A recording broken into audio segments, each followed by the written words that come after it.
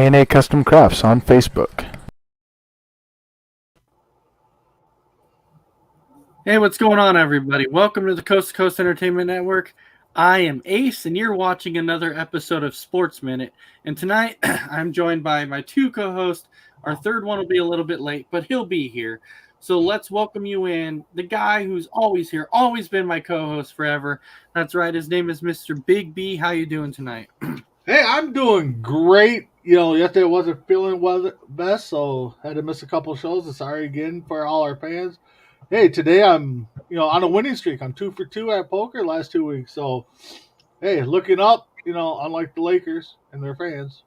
So. Maybe it was just kind of us who kind of gave you that extra push. Yep, you gave me that motivation. Winning, right? Yeah, we I'm gave doing you it that for extra the fans. So we'll go ahead and I mark this up on the calendar too, showing that you won again. Yep. All right. So James Gonzalez, how you doing tonight, my man? I'm good. I just got off of work, got home, destroyed some Chick-fil-A, and felt good. It's not going to feel good later, but tasted well, and I'm happy to be here and talk sports. I like that. I destroyed some Chick-fil-A. That's great. You know what? That actually, I'm not going to lie, that sounds amazing. I wish we had something like that around here, but unfortunately we don't. So really? Yeah, it kind of sucks that we don't have anything like that around here. Christy Wilson saying hi, guys. So hi, Christy. We hope you're having a fantastic night. You know what? I've been waiting for this all day, and the reason for it is because I really wanted to start this off on the right note. As you saw, I'll tell you what, we've had a freaking – you want to talk about a free agency frenzy? This year has been an absolute free agency frenzy. Like, there's no denying – the free agency frenzy that's been going on this year. This is probably the wildest and craziest free agency I've ever seen in the NFL, by far ever. And you want to talk about some mix-ups and quarterbacks carousels? You're seeing that this year, man. You have quarterbacks going everywhere. I mean, every direction. You have receivers getting traded. You have running backs getting traded. Yeah, I mean, this is crazy. The AFC is just getting better and better. That AFC West is getting freaking crazy.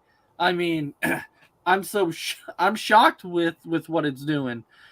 So Big B, I'll start out with you before we get to our winners and losers and our biggest shockers of free agency. Tell me what your overall thoughts are of free agency so far.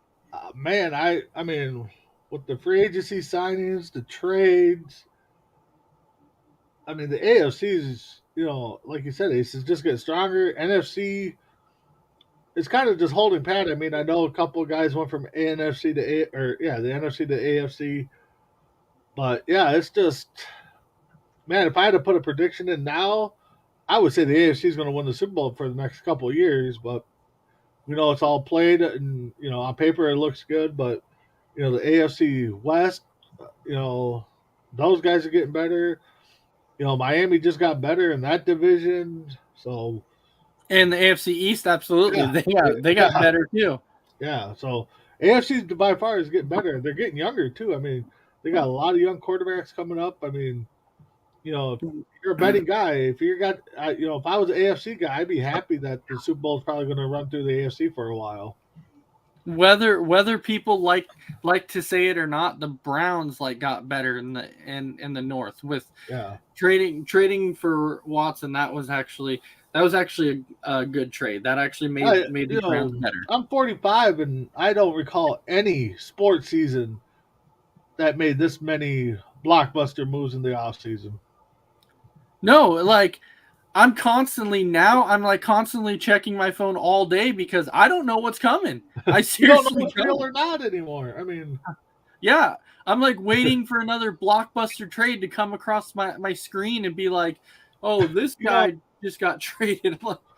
Funny thing is somebody posted on my Facebook page and a baseball website that Ohtani got traded. I'm like, really? So I started looking, just because you don't know what's going on anymore. I mean, I know we're talking football right now, but I mean, that's the way we're doing right now is that, any trade rumors we hear, we're looking to see how reliable they are, so it's crazy all around.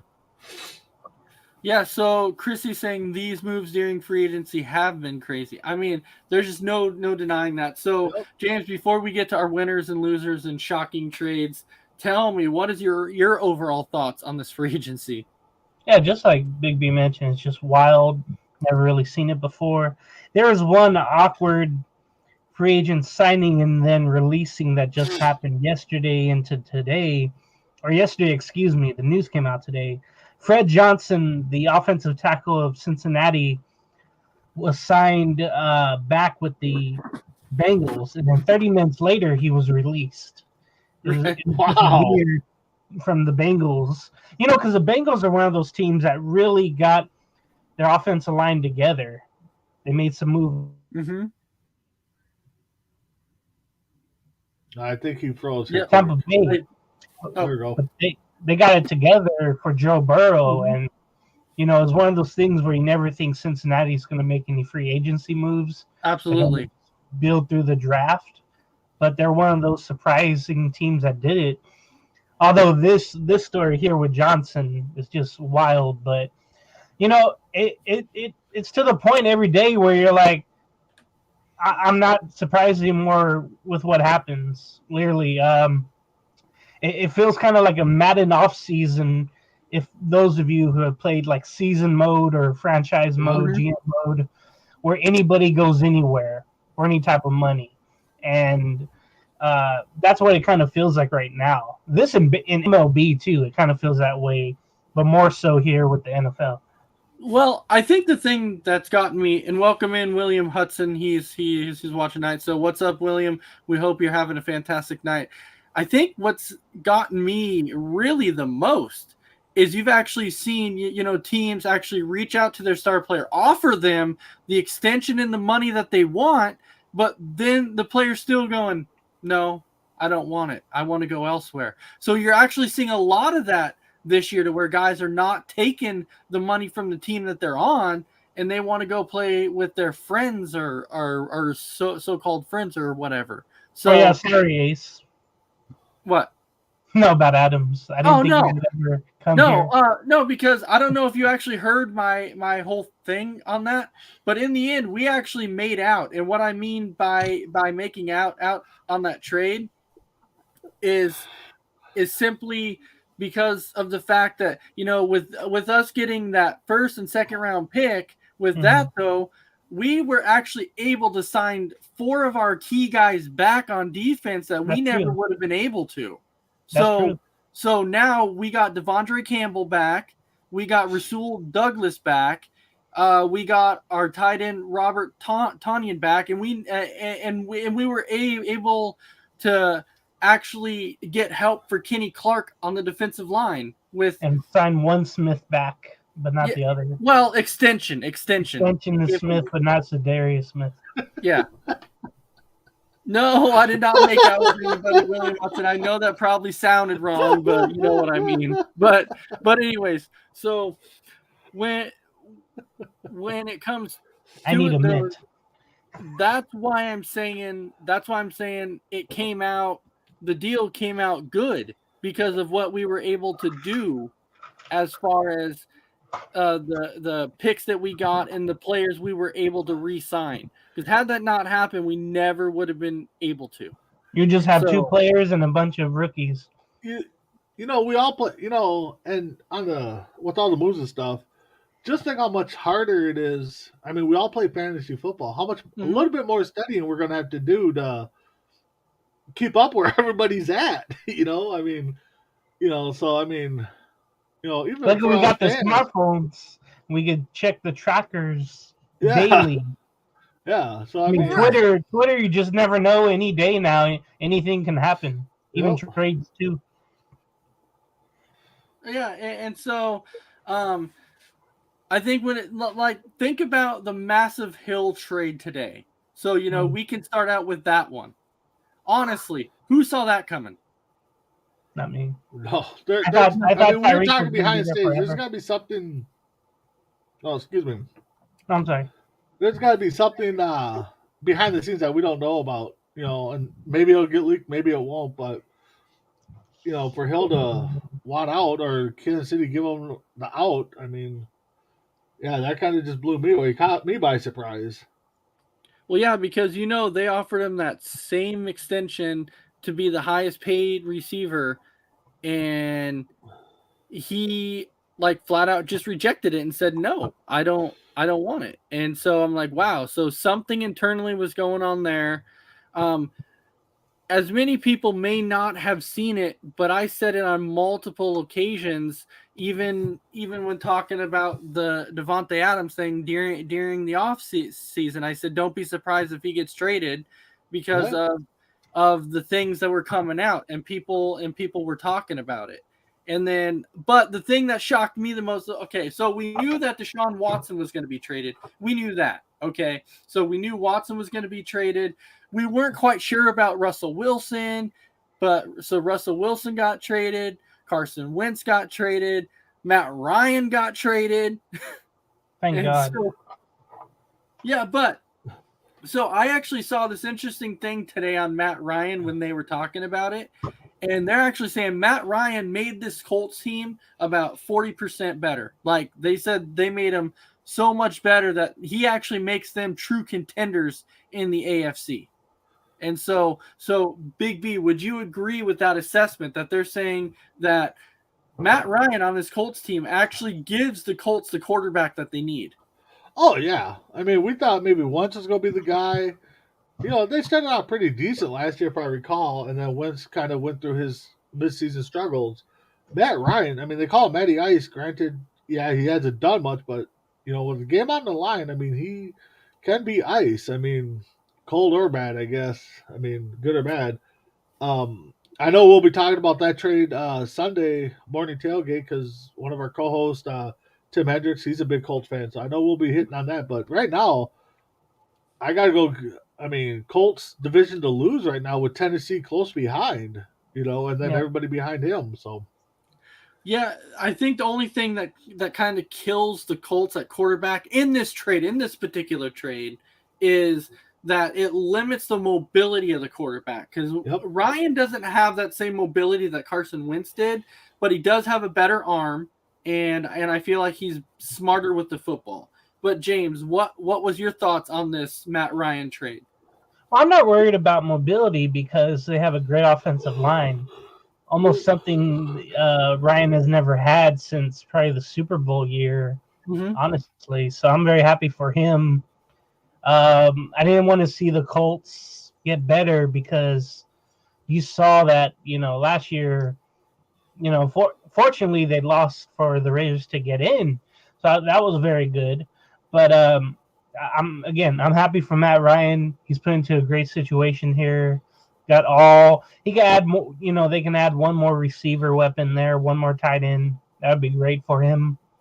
And you always see his numbers in fantasy. I've always had him as a backup quarterback just in case, one of my other ones go down or whatever. He always puts up tremendous numbers, and he's a team guy. Really rally around him. He's a leader. Easy to cheer for, and I really was during that one Super Bowl. I thought he had his ring, but I don't know if he'll ever get his ring because, like we mentioned, the AFC is so tough. But for now, I can see why they're 40% better because in those late game situations, they now have someone who doesn't, crawl under the bed under pressure. Now you have someone experienced that gets the job done in late game situations, like Matt Ryan. Going from Carson Wentz to Matt Ryan's going to make him definitely better. All right, so William Hudson is saying, seriously though, anyone besides me love watching old Super Bowls? Absolutely. No, I did during the pandemic. Yeah, they're fun. And I mean, yeah, when the Niners and Cowboys were blowing everybody away, it wasn't too much fun, but and then Christy was saying that she was sad that Amari Cooper got traded to Cleveland, but I mean, as a Dallas fan, yeah, I figured that she was definitely going to be sad on that part. And to only get a 6th-round pick off of that too is just wild to me. Right? Yeah. I still can't believe that. I can't translate that. They traded in my head. They gave away a 1st-round pick to get him, Yeah. But then they only receive a 6th round pick to trade him away. What? So yeah, I can't. Jerry, don't give get up that. the team. Hire GM. Yeah, I don't. I really don't get that at all. But we had talked about this for the last thing that I'll say on Matt Ryan going to the Colts. I think the biggest thing about that is that this year he has one thing though besides offensive line. He has one thing in Indianapolis that he hasn't had in a very long time, and that's Fans? a running back. A running Defense. back. A defense. That's another thing. But running back, he's got with Jonathan Taylor. Like I'm telling you, man, because you can't. Like you can say, okay, he had Devontae Freeman for a while. Freeman might have had one good year. 1 year, yeah. But that was about it. He might have had Tevin Coleman behind Devontae Freeman that Super Bowl year, but Tevin Coleman wasn't much. And Devontae, like we said, Devontae Freeman had that 1 year. He had Todd Gurley for that 1 year. That wasn't much. So this is like the first true year that he's actually had a top tier running back in Jonathan Taylor. Yeah. And so he's not going to. So we know last year, he threw 20 touchdowns to 12 picks, but they also showed an interesting stat too, that there's only one quarterback ahead of him, which is Tom Brady, that's had 13 consecutive years with 3,500 plus passing yards, but Matt Ryan's right behind him with 12. That's not bad company. No, it's not. So it goes Tom Brady at 13, Matt Ryan at 12. So that's really not bad. Like he puts up the yardage with, like, think about his weapons last year. He didn't have much. And one of them left the team. Yeah, he had Kyle Pitts and his offensive weapon, Cordell Patterson, but Ridley wasn't really there. He stepped away. Russell Gage was in and out. He was constantly hurt. And then Mike Davis was their starting running. I mean, come on, really, Mike Davis? So last year he didn't have much. So I feel good for Matt Ryan. I think he's going into a great situation. That's all I can say.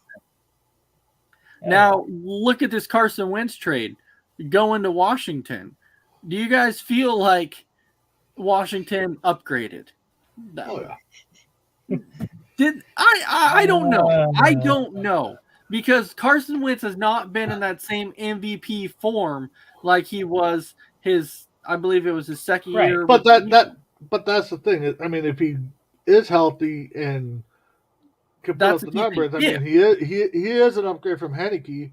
But again, Washington should just stay with their guy and just let him build. I mean, I thought he showed what he could do. I mean, he showed flashes, absolutely. Yeah, I mean, I think it was a level or same level move, maybe, but I kind of think they upgraded a tad if he stays healthy. I mean, I was still shocked the Colts gave up on him so much after 1 year. Well, let me ask you this: if you are Heineke and you started basically all of last year, you basically started every game last year -1 because the game was started by Gilbert because of Heineke being out. If you were basically the starter all of last year, didn't have a terrible year, had a decent, wasn't terrible, you can use your legs a lot better than Carson Wentz, and Washington comes in and tells you, we signed you to a couple-year deal. We told you that you could potentially be the starter, but we're going to go with Wentz. How does this make Heineke feel at this point? Thrown out like to the trash. Hey, we'll call you if we need you. When we play the Bucks, we'll start you because you being Brady twice. Other from that, we don't really need you here. That's what it feels like. I mean, I would be frustrated at that point. I'm not going to lie. I would be frustrated. I would be like, you told me I'm the guy, and now you're going to go and trade. And really? Anything that Washington does almost is frustrating, honestly. Their nickname, their stadium is a dump. The quarterback situations like this, all they have for them going is Antonio Gibson and Ron Rivera coaching. But I think all these bad decisions are coming from the front office and the ownership. Absolutely. All right. So we can actually jump into our next topic, which is, let's just talk about who we feel is our biggest winners and losers of basically free agency, which I'm saying right now is going to be hard because there's so many teams who made a lot of moves that it's going to be hard to say who the biggest loser is at this point and who the biggest winner is. So if I really had to think right now, there's like a few teams that I can tell you haven't done jack crap. And number one, I think one of the biggest losers, and I don't care if people agree with me or not, because this team hasn't really done anything, is Seattle. Yes. They traded away Russell Wilson. They got Drew Lock, but I mean, come on, they haven't. And they're even talking about, trading Tyler Lockett, but they are talking about extending DK Metcalf. They released Bobby Wagner. Yet, in the words of Pete Carroll, he's saying that Seattle's not in rebuild mode. Yes, so you tell me that they're not in rebuild mode. You tell me, because Quandre Diggs was going in to sign his contract or his extension, and he was asking Pete Carroll and said, where does Seattle stand? And Carroll's like, well, if you're wondering if we're in rebuild mode, we are not. We're just and I'm thinking, then what are you doing? You got rid of your franchise quarterback. You got rid of Bobby Wagner. You're in rebuild mode. You are. Yeah. All right, so that was my biggest loser of free agency, I would say. The biggest winner of free agency, man, this one's difficult because the Chargers did a lot. The Raiders did a lot. The Browns did a lot. The Dolphins did a lot. So this is hard. Like, this one's actually really, really hard when it comes to the biggest winner of free agency when you truly think about it. So that's why it's so difficult. But now Christy's saying Broncos. I mean, yes and no. You could throw them out there because they got Russell Wilson, but this is, I don't know. So right now I'm gonna say with what they did, I have to go with the Chargers because of all the moves that they made to make their defense so much better. Mm-hmm. So I'm definitely gonna go the biggest winner in free agency. I'm going with the Chargers. All right, Big B, your biggest losers and winners of free agency. Man. I don't know. I'm looking at how CBS.com has ranked them, and I don't agree with some of the bottom teams. I mean, they got Green Bay down at the bottom. I don't agree with that. I got to go with Houston. I just think Houston's just. I mean, they've given up. They made some signings, but they traded away their best asset, which was smart of them. So, I mean, the Detroit Lions haven't done jack. That's Detroit for you. So I would consider those two as my biggest losers. Now I'm looking at the top of the board on who's the winner so far. I mean, Ace, you nailed it. CBS had Chargers number 1, Broncos number 2. I mean, for me, is a big winner. Who? In general. But if I had to name one team, I would have to go with the Chargers. I mean, they re-signed their quarterback. They brought in some key guys. They made their defense stronger. So, I mean, I'd have to be with you, Ace, to say the Chargers. Yeah. So, mess around, welcome in. I said my biggest loser in the draft, I said was Seattle. I said Seattle was. And then I said my biggest winner was the Chargers. So, Big B agreed with the Chargers as being the biggest winners. And he said differently on the biggest losers because it was Houston and Detroit, but I chose Seattle. So, James, I'll go with you, the biggest winners and losers. Okay, so Detroit made one big move, I guess you could say big. DJ Shark went from Jacksonville to Detroit City, so maybe that's one. I think Arizona did not make any really any good moves. They lost You're right. Chase Edmonds to Miami, and Kirk. and Kirk went to wherever he did. Jacksonville, wasn't it? Jaguars, yeah. Yeah, he went to Okay, Jacksonville. wow. All they did really was retain their long snapper. They got a new punter, Andy Lee. But that was really it. I thought because, you still wonder with AJ Green if they'll bring him back or if he's going to retire or if he's going to go somewhere else. So I think Arizona's kind of in shambles. They also lost Chandler Jones as well. Mm-hmm. So I think they're the biggest loser. The biggest winner is pretty much all of the AFC West, in my opinion. All of them have made a certain move to put them above each other. It Except seems the like Chiefs. every week. So, and maybe the Chiefs a little less now because Tyreek Hill left, but they still got Juju Smith-Schuster. Mm-hmm. But everybody else in the division got so much better, and it's just crazy how that goes. But I really thought Denver would have brought back Von Miller, but for some reason Buffalo gave him 6 years on a deal. Really, I think it's a 4-year deal, but they said 6. But I thought Denver would have been the winner out of all if they were able to get Von Miller back. But I'll say the whole AFC West is my winner. Dude, man, that boy got paid. Von Miller got paid. Now, it's funny though too because they were talking. They were showing a meme today that I'm like, you know what? That is funny because Devontae Adams was like, I want to be the highest paid receiver in football, and the Raiders go, okay, I'll do that. They make him the highest paid receiver, and then the Chiefs trade Hill, and the Dolphins go, well, we'll make you the highest paid receiver. Mm-hmm. And so you're like, Well, this the is Chiefs crazy. wanted to make him the highest paid receiver, but for some reason they didn't want to stay there.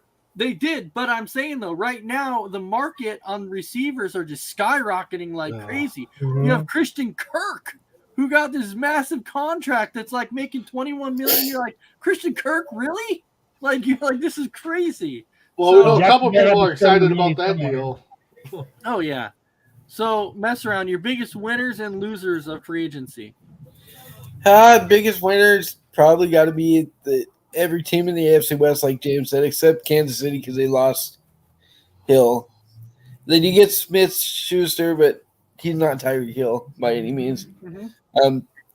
If Kansas City can go out and trade for a guy like DK Metcalf, Oh my then I put him God. back up there because DK is just as good as Hill, just as fast, but he's bigger, stronger. I think he'd bring more to the Chiefs than Hill did. So if they go out and trade for DK Metcalf, I'd put the Chiefs in there too. Wow. My biggest loser, probably Green Bay for getting rid of Devontae Adams, even though it had to be done because he didn't want to be there. It does take away Rodgers' top weapon. But here's things that people are not realizing though. After we traded him, we were able to sign like 3 or 4 key guys on defense that we needed back. Well, yeah, I get that. It gave him the cap space, but still it took away Rodgers' top weapon. And now he'll he's be going to fine. find that. I know He they'll can work probably with use their anybody. first 2 draft picks on the receivers. Mhm. And there's a lot of good receivers in this draft too. So So my thinking is because it's like Big B was saying with Houston, like I think it's just because nobody wants to go there. To be perfectly honest, I don't think anybody wants to go to Houston. I don't think if nobody wants to go there. I just think nobody knows what the hell they're doing. I mean, that's the whole thing. It's like, they got no game plan. You know what? I really think Isaiah's running the Houston Texans, and they just don't know what to do. I mean, Well, if you had your option to be like, okay, you're either choosing the Houston Texans or the Detroit Lions. Detroit. Which team would you rather choose? ooh, that's tough. Give me the key to the city first. Make me the most paid, the highest paid at my position, and then I want to bring some guys with me too. Bring some gangsters if you're going to Detroit. Right. I'm like, hey, I want to bring some of my teammates I had before. I want to build like a real team here. I want the promise of that. If not, I want to be traded like right away if that doesn't happen. I'm just saying that's a tough one, man. If you're told Houston or Detroit, where are you going? I mean, Well, if you like massages, you go to Houston. No, mess around. If you're given the option, Houston or Detroit, which one you taking? I'm going to Houston because at least in Houston you can drink the water. You don't have to worry about the water. And you're not stuck with Jared Goff. That too. Off. He's just awful. All right. No, I mean, it is tough. I mean, you can be part of the solution, but we know Detroit hasn't had success in a long time. Houston's still a young team, franchise-wise, let's say. They're free to go there. I would go there, hang out with my buddy Crispy Bacon, and tear up the town, paint the town red. I mean, why not? C2C, I tell you, could probably own the Texans and do a much better direction than what they're currently doing right now. Oh, They're just stuck in neutral. we could put Isaiah at the helm, and we probably still do pretty decent. That Davis Mills or David Mills, whatever his name is, he didn't look too bad last year. No. Well, okay, let's just say you would not want to put Crispy Bacon in charge of contracts. Like you definitely would not want to do that because we're like, hey Chris, we're over the cap. Well, we're like 20 million over the cap. Danucci's our backup, right? Yeah. Okay. Well, he's gone. It's like, okay. Never gonna live that down, Crispy. Yeah, he'll never live that down. So, anyways, let's go ahead and jump into our next topic, which is MLB free agency. I'm so happy to actually say MLB free agency and that the season's starting. I think we're all very, very excited for it. So with this topic, we're just going to kind of touch on our teams. And then after we kind of touch on our team, just say our predictions or whatever, so to say. So mess around. Give us a little update on your Chicago White Sox. What have they done? What are you expecting them to do, if anything else? Well, they didn't do much as far as the starting rotation goes, which, because they're going to try and use Kopech there this year, see how he does. But they did upgrade the bullpen. They got Graveman, Kelly, and they still got Kimbrel and Hendricks. Their bullpen's going to be fire this year. It's going to be one of the best bullpens in the league. It all depends, if we can get around Houston again. I think Houston's our kryptonite. I said it last year, and I'm going to say it again this year. Houston's going to be our kryptonite again. If we can beat them, I think we can get to the series. All right. All right, James. I know your team's been kind of quiet there, but go ahead. Yeah, for the Angels, they got some starting pitching and got it before the whole lockout. To bring in Noah Syndergaard, he came back and he hasn't faced major leaguers yet. He did some minor league start. He's not throwing as hard as he used to, but that comes with the injury he had. Bringing him in and Michael Lorenzen, it's a formidable rotation. You got Ohtani and Jose Suarez, Patrick Sandoval. Reed Detmer is one of the top prospects in the MLB. The Angels did get a little bump in the bullpen, bringing back Raisel Iglesias, one of the best closers in the league. And then the bullpen got a definite spike with Archie Bradley and Ryan Tepera coming in. And it's all young, other bullpen guys, but it's all formidable. And I really like what they're doing with the bullpen. The thing is with the catchers, they have Max Stassi, but they brought back Kurt Suzuki, who's 37 going on 52. He should be he should be a coach. Can't, frame anything or whatever, but there's Matt Theis, who's the backup catcher, and, hopefully he'll do well there. First base is solid. You got Jared Walsh. He was an all-star last year. Second base, you got David Fletcher, who's really good. Really great hitter when you think about it. Shortstop is kind of a revolving door. We didn't get, Carlos Correa or Trevor Story. Our owner wouldn't go over the threshold of the tax, so that's fine. Third base, you got Rendon, who's often injured the last couple of years. This year he seems healthy, but his heart has never really been in the game. So I'm just hoping that he finds a heart and he does whatever he did with the 2019 Nationals. In left field, you still got Justin Upton, who's going to be there another year, and nobody wants him for that contract he has. But you do have Joe Odell and Brandon Marsh, 2 rookies that came up last year who did so well, especially Odell, who has tremendous power. Then in center field, you get Mike Trout back, who's, of course, probably the best center fielder in baseball. Often injured, though, so I'm hoping just for health for him for the whole season. You have Otani as the hitter as well, designated hitter. And the interesting thing, guys, with the rule that was brought in just for Otani, where even though pitchers can't hit, he can hit because he's not the DH that day when it starts on the mound.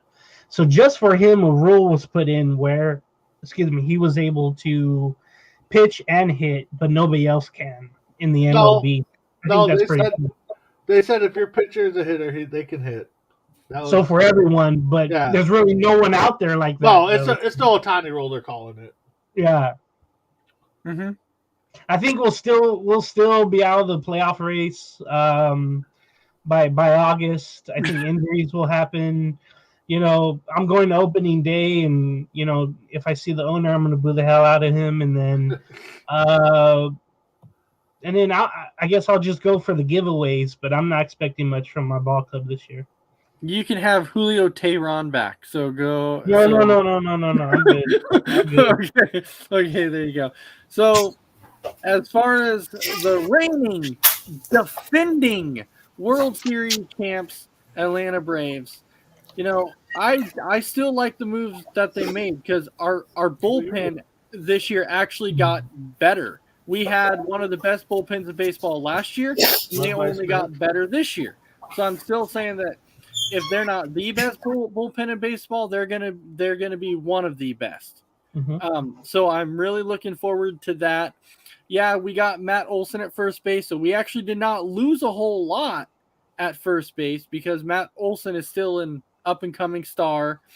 The only difference between him and Freddie is Freddie has a better average, but Matt Olson still hits as many home runs, still drives in as many runs, walks more, strikes out less. So I'm still not overly concerned about that.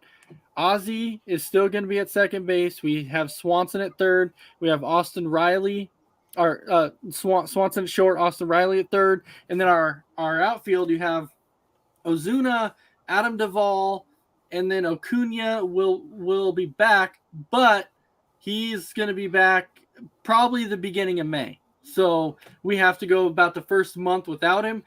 But after that, our lineup is still set. And Travis d'Arnaud at catcher, absolutely. And then we signed Manny Pina from Milwaukee as our backup, which isn't a bad backup as a catcher. So that's still not bad. So we could actually use him as DH if we needed to. So I still like our lineup. Our rotation's still going to be good with Max Fried and Mike Soroka, Ian Anderson. We're going to have Charlie Morton there. So we're going to have a great starting 4. And then Kyle Reidel could potentially be our 5th. So I'm really looking forward to it. I think our starting rotation, bullpen, I think all around, I think we're going to definitely compete. I see it being right back. I believe that we can make it back to the NLCS again. I think we can make it back there again. So, Big B, the rundown on your Milwaukee, not Milwaukee. Man, my team moved. But your Minnesota Twins, so you're still not quite sure what's going on. Well, I'm looking at some projections here. It looks like they're projected to put up some numbers. Offensively, defensively, pitching wise, I don't know. I was shocked. Correa signed Isaiah down there, was blowing up my phone along with some other people. I felt like I was actually a true reporter because my phone was just blowing up with people messaging me that night that Correa signed. So offensively, I'm not worried. Pitching wise, I'm worried. Because right now they're projected to have Sonny Gray, Dylan Bundy, Bailey Ober, Joe Ryan, and Dubnak, who's we all know he drives Uber, so um, and all those guys, the bullpen, I'm kind of worried about that. I mean, the whole pitching staff overall, I'm worried about, but you know, as a Minnesota fan, the days that we worry about certain things, we get shocked, and so it wouldn't shock me Isn't if Maeda too? Minnesota's. What's that? Don't you have Kenta Maeda as well? He's injured right now, but yeah, Hmm. once he comes back, he'll be up there. But so some of these young guys are gonna have to step up. Gray's gonna have to pitch like a number one because that's what he's gonna be here, and and it doesn't sound like the Twins are gonna make a move or Oakland's gonna let us make a move for their young stud that they wanted to trade. So, but I see the Twins right now finishing in the middle of the pack, third, possibly second if the pitching can come around. But I'll say the ceiling right now is third for them. All right. Now we come to the bottom feeder of the Well, MLB. which team does he get to talk about though? We got to have him pick one team. Oh boy, yeah. He gets to talk about the Oakland A's because The Las Vegas Athletics. Mhm. so I'm telling you, he's the bottom feeder right now of MLB. And Roger Hire can agree. Yes, I am so excited about my Stephen Vogt signing. I mean, that is a game-changing, world-changing signing. It's about time that we signed a guy to a major league contract He instead of batted just 147 last year. 147. I would take it over signing guys that you literally never heard of to minor league deals and getting prospect after prospect after prospect. So, where do I even start? I mean, I'm going to have to buy a program before opening day and literally just, look at the guys on the field and be like, okay, so number 12 is him. Okay. Number 13 is, okay, this guy. Like, I honestly am not even going to have a clue half of the guys on the Oakland A's. Like, you don't have a clue any other day. Hey, I knew who they were with Chapman and Olsen and all those guys, but now it's like, who is number 15? Who is number 25? I honestly am not going to have a clue who any of these guys are, but let's start with the lineup. We're going to have Sean Murphy behind the plate, who's one of the best catchers in baseball, best defensive catcher in baseball. Look at his numbers. His numbers just defines everything as a defensive catcher. First base, I guess right now it's projected to be some dude named Billy McKinney. I honestly have never heard of who he is. Second base is Tony Kemp. He's like our best second base guy. Shortstop is a washed Elvis Andrews, who we are paying $16 million this year to. Third base is some dude named Dalton Kelly or Kevin Smith from AAA. And then you look at the outfield. You have Chad Pinder in left field. Okay. You have Christian Pache, who we got from the Braves. Christian Pache, I'm telling you, that dude's going to be a all-star. You guys are going to have an all-star in Pache, so enjoy it. Enjoy it while you watch him play. That dude's got a cannon. He's got a phenomenal bat. You guys are going to be just fine. And then in right field, I believe our right fielder currently is Steven Piscotty, and he's hurt right now. He's got like chronic shoulder issues, so that's just so great to see. And if I'm reading the projections right, our designated hitter right now is Stephen Vogt, who just signed today and is a 141 hitter last year. So, I mean, I have any optimism or excitement about this lineup. The only excitement, and thank you, Dave, for the clap. I really appreciate that. Isaiah, isn't Ramon Liriano on like a PED suspension too? He's got 30 games left. He's gonna miss who did you say the projected first baseman was? Some dude named Billy McKinney. Sounds like Right a now, character I'm looking from at Young Guns. CBS. They don't even have him on your roster. Well, 'cause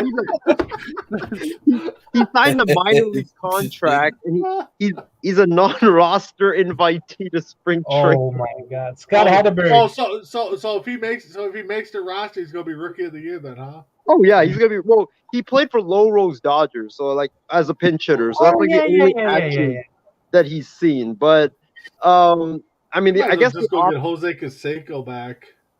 dude, we might as well Ricky get a Anderson, what is he doing? we might as well get a 55-year-old Jose Canseco back. I mean, bring some excitement back. I mean, why not get Cespedes? Where's Yoenis Cespedes? Go get him back. Okay. Like, So, Isaiah, let me tell you what they have set as your guys' potential lineup in Oakland. oh I'm God, telling you, like when you look at this lineup, you're like, what in the? Okay, so you have Anthony Kemp at second base, which right now they have him batting first. They're saying he'll be batting leadoff. You have Elvis Andrus at shortstop, which they have him batting second. You have Seth Brown at first base, and they have him batting third. I honestly do not know who that is. Anyways, And then they have Steven Piscotty in center field batting fourth. They have Sean Murphy in the 5-hole, okay, playing catcher. They have Eric Thames DHing. They have Chad Pender in the outfield batting 7th. They have Kevin Smith as your third baseman batting 8th, and Christian Pache batting 9th and playing in the outfield. So that's your Ace. You know, like I tell Isaiah all the time, this even with all these moves, the Angels are still going to lose 2 out of 3 against Oakland. It doesn't matter who they have; we'll still lose to them the majority of the time. can you name our starting pitching rotation? Yeah, so your starting pitching rotation, Which is doesn't gonna look be- bad by the projections. I'm looking No. at it. it's Sean Manaea, For now, Frankie Montos, Okay, for now. Cole Irvin, oh yeah. Dalton Jeffries, Mm-hmm. and Paul Blackburn. Yep. Well, They're here's what I'll say. For our lineup, I'm excited to see Sean Murphy because, like, I mean, this dude has some serious pop in his bat. If he can stop swinging at pitches at his head, You even know who then he is? yeah, I'm excited to see him be the He's all they focal have. point of this offense. I'm excited to see him like bat cleanup for the Oakland A's. And Well, As he'll far be as traded by the- deadline. as far as our pitching rotation, I mean, I don't even know. I know Manaea and Montas, but other than that, and Irvin, but he's a 5th starter. But other than that, I mean, that's basically it. I have no clue who's our starters. I don't have any clue most of our starting lineup. I'm looking for it. The bullpen, I mean, it's literally Lou Trevino, and that's it. You're happy for your power hitter to bat 222? Yeah. Well, he's got some serious pop in his bat. So Isaiah, I'll tell you what. Since you don't know your starting pitching very well, I'll get the arm all warmed up and stretched out. I'll get it going. I'll head to Oakland here pretty soon. I'll make a tryout. Isaiah, you don't know He's James just like Petroleum? all of us. Yeah, but he's got a shoulder issue right now. So But- Yeah, he was really good. I want to Well, see. Wow. I'll tell you, I was not surprised when Isaiah messaged me and said, "Oh my God, did you see them? Did you see this signing that we made?" And as soon as he said it, I'm like, "Dude, this guy sucks." I'm like, "Why are you Isaiah, excited?" they stole 41 times on your catcher last year. is that with Murphy or is that with someone else though? That's Like with Murphy. Murphy led 41 the way times there. on Murphy. He only caught 24% of his runners out. He only caught 13 of them. I guess give him a little bit of a victory here. He's got to be excited about something. So well, here's the thing. I honestly still think that with our roster, like if we keep Manaea and Montas right and we get off to a hot start, which would end up keeping them in Oakland, I did think you just say Oakland hot could- start? Well, He yeah, did. yeah. I'm hoping. Okay, No I'm matter hoping we what. get off to a hot start. But He knowing must our be thinking about schedule, his Phillies. but hey, I think Oakland could make a run for one of the final wild cards in the AL. In what world? The last wild card. And I'm not joking. I honestly think Oakland can make a run for the final AL wildcard spot because of the expanded playoffs. Oh my God. Let's transition into our final topic tonight because I've heard it all now. Wow. Right? So I can't wait for a baseball preview show. So as we saw tonight, or today anyway, some of you may have seen it, but Kyrie Irving has now been cleared to play games in Brooklyn now. He's cleared to actually come back. So since he's cleared to play home games, what does this mean for Brooklyn? How big is this for Brooklyn? Because, with them, because they're going to be in the playoffs. And so my concern was without Kyrie, I'm like, can they beat a team in the playoffs without Kyrie being able to play at home? But now that Kyrie can play at home, I think they might actually be able to compete a little bit in the playoffs with Kyrie and Durant. So, mess around. What do you think this means for Brooklyn with Kyrie being able to play? Oh, it's huge. Like you said, if he wasn't able to go in the playoffs, he'd only have to play on the road, and that really limits them. It takes away the primary ball handler for them, and the guy that sets everything up. And his shot, he's got the best handle in the game. The guy's phenomenal off the dribble, and the moves he does with the ball in his hand is just amazing. Yeah, if he was only able to play on the road, I wouldn't say they'd make the finals, but since he's able to play at home, I can see them going to the finals now. Oh, I don't know if they're going to be good enough to make the finals. Well, I don't think they're going to be good enough. I don't think they have enough firepower to get there because they're going to have to get through some good teams to do it. They're going to have to get through the 76ers. They're going to have to get through the Bucks. And I just don't think they're going to be good enough to make it through those teams and Miami Heat. And that's going to be another team they would potentially have to make it through. And I don't know if they have enough firepower to make it through those three teams. We know the Bulls have been scuffling. They would have been a team that I said they might have had to worry about the Bulls too, but the Bulls have been scuffling. Yeah, we've been struggling a lot lately. And it doesn't help that balls out and hurt. Yeah. So that doesn't help either. So James, your thoughts with Kyrie being able to play home games? Yeah, all season long it's been just a weird situation. I like to think, Charles Barkley said it the best. Kyrie Irving's nickname is half man, half season. I really loved Barkley saying that. It was true. It seems like, and then the stupidest thing the last 2 months or so, okay, he can sit in the crowd. He can sit courtside, but he can't play in the game. And he's shaking hands with everybody, players and fans. They got fined for that. The Nets right, got fined and it's for his it. family's season seats, by the way. And it just proved a point where it's just pointless to have him there if he can't even play. But now all that is, thankfully done in New York City and Brooklyn. So it's going to be interesting, though, because they got Ben Simmons, and I don't know when he'll be ready to go and how he's going to fit into things because he's more of a ball handler. He's not a shooter. He's a distributor.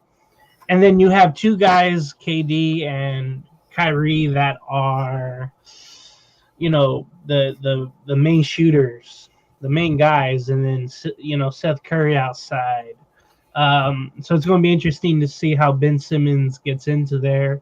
I would honestly have him on coming off the bench if I was the Nets to be the playmaker for the bench guys. I really would. Because Kyrie and on the bench? No, Ben Simmons. Oh, okay. I was going to say what? I wouldn't say that ever. No. I would say Ben Simmons to come off the bench and play with the bench guys, and then he could do his thing because we know Kyrie and KD are both ISO, and they control the ball more than anybody on the starting lineup. So I would have Ben Simmons coming off the bench, doing what he can do, and he doesn't have to do too much. So it's going to be interesting putting Ben Simmons into this situation now that Kyrie is there full time. It's just going to be an adjustment. And right now they're eighth in the conference. They'll be in the play-in for sure. But KD and Kyrie, they're just going to have to go off in order to make the finals. All right, Big B, your thoughts. Oh, man, I don't know. I mean, they should just worry about getting healthy for one. I mean, but Kyrie being able to play at home now helps them. I mean, they got 6 more home games out of their last 18 games, I think it is. So, I mean, it helps to get him back in the road or back at home and on the road. But they're 8th right now, so they got the playing game against Toronto. And then if they win that, you're looking at a matchup against Miami, it looks like. So, no, I'm sorry, Philly would be their matchup. And, Ooh. yeah, so, they're going to have to get hot at the right time. And if they get Simmons back this year, which, I don't know. I think if I'm them, I would just let Simmons just rest the rest of the year and not even play him. But again, I mean, Simmons is a dynamic player when he's on the floor. And I kind of like James' idea of, letting him come off the bench and let him spark the second unit. So we'll see what happens. I mean, anything's possible. You get to playoff time. You get hot at the right time. All right, and then Isaiah will finish this topic on you, and then that'll wrap it up. I'm happy for Kyrie because, like James mentioned, he was sitting courtside at Nets games at the Barclays Center, and he wasn't allowed to play, which just really didn't make sense. And right now, when you look at it, a lot of the COVID rules that were put in place have been relaxed now. Like, I know a lot of people are still wearing masks and social distancing and wearing your face shields and all of that stuff. But when you look at it right now, fans are back into the stands. Media is able to go back into the locker room now. And then there's just life's basically back to normal. So I think that Kyrie being able to go back, I think he definitely still has to wear a mask because he's not vaccinated. But I think if he wears a mask, especially when he's on the sideline and in the locker room, I think he'll be fine. And I don't think the NBA even tests for COVID anymore with their players. I think the NFL and the NBA and MLB are the same thing where they just don't test for COVID anymore. So who knows? You could have an outbreak right now on the Nets and you don't even know it. So I'm happy that he's able to play. I think he will help the Nets moving forward. And in terms of like the East picture, I don't think they'll I know they have Durant, they have Kyrie, and maybe Ben Simmons, but I just don't think you can get your chemistry together in like the final 8 games of the season before the playoffs, because we all know the playoffs are a whole different animal compared to the regular season, and it's just far more difficult to get your chemistry together into the playoffs. And they have to get past Miami, they have to get past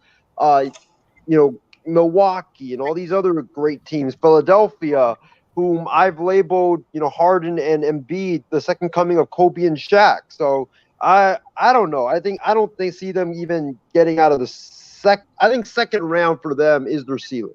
Second round exit. All right, so thank you for that. I've always said that it would it'll make a big impact because it is Kyrie, and he's technically, one of the best in the NBA. You definitely put him up there. That can make a huge impact on a team. And so I think having him back is going to really help the Nets. I don't think that they're going to be good enough to make the finals. I just think that they have too many obstacles to overcome. But they're going to definitely be in the playoffs, and they're going to make it past the play-in games. They're going to make it past that. They're going to make it to potentially the first round. I think that'll probably be about it, depending on the team that they run into. If they run into like the Heat or the Sixers, yeah, they're not going to make it past them. They're going to be done at that point. And for James Harden, that would kind of be sweet justice if they play the Sixers and lost. But anyways, that brings us to the end of the show. So, Big B, I'll start out with you. Any final thoughts? No, everybody, thanks for hopping on, and viewers, thank you for commenting. It's always good to comment. I've seen some good comments there, but some outrageous ones. Like Laurel saying "Go Dodgers," but whatever. So, but anyways, keep checking it out coast to coast all week long. We got some great shows coming up. Great preview shows for the upcoming MLB season. On deck this Tuesday, we'll have a interview with former MLB pitcher Josh Ronecki. I want to say his name is. I could be wrong, but that is confirmed and ready to go. So check us out on Tuesday. And let's not forget, we have a new show that's going to be starting too. It's a It's that paranormal show that we're talking about. So we're going to have a paranormal show and everything. So you get Isaiah on that one. I think. So look out can I for be on that one? All right, and then mess around. Any final thoughts? Yeah, I'm just looking forward to baseball starting, and then of course the March Madness resuming tomorrow. A lot of good games going on there, so can't wait to see who advances. Go Razorbacks! All right, James. Yeah, my final thoughts. I love whenever Isaiah mentions his A's roster because it reminds me of one of my favorite scenes in the movie Major League, where those guys are sitting at the cafe looking at the roster, being like, "Who are these guys?" But I love whenever Isaiah mentions his roster. But yeah, great show. Thank you for the comments, everyone. Happy to be here. Can't wait till next time. All right, Isaiah. It was a great show. Thank you guys for checking us out tonight, even though I came in fairly late onto the program. But it was a outstanding show. Looking forward to our baseball preview show, and also looking forward to tomorrow for kicking it with Isaiah and Ace. We got some great topics. We got some great guests that'll be joining us, and it's just going to be a fun and relaxing time tomorrow on the program. So go and check that out. And I can't wait for next week because I'm going back to the Coliseum for A's training and starting and I'll be signing a new contract to work for the A's this year. So it's going to be great. Isaiah, you're going to be the highest paid Oakland Athletic. Yay, right? I'm making $17 an hour. Hell yes. We're just looking at empty green seats. All right, so with that, we do want to thank everybody for watching. We hope everybody enjoyed another episode of Sports Minute. We always look forward to doing the show. I do want to give a shout out to Mess Around because you haven't been on the show for a while. It's been your first appearance on the show in a while, so we enjoyed having you on. Thank you very much. And then, of course, I want to thank Crispy Bacon for all the background work that he has done. And, of course, thank you to all my other co-hosts on the show. And with that, I really hope everybody has a fantastic night. And we will see you tomorrow night for another episode of Kicking It with Isaiah and Ace. Have a great night.